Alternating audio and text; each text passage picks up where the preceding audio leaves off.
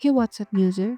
Welcome back to this video. Have you ever sent a message and instantly regret it? No worries. Today I'll show you how to edit WhatsApp message.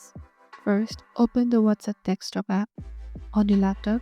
If you haven't installed it, download it from whatsapp.com and scan the QR code using your phone's WhatsApp setting. Send to message with typo. Let's fix it. Find the message you want to edit. Right click on it and select edit. Type your correction and hit the check mark to save. Here, your message is now updated. But remember, you can only edit messages within 15 minutes of sending them. So, no fixing that embarrassing message from last week. Change your mind again? No worries. You can edit the same message multiple times but within that 15 minutes.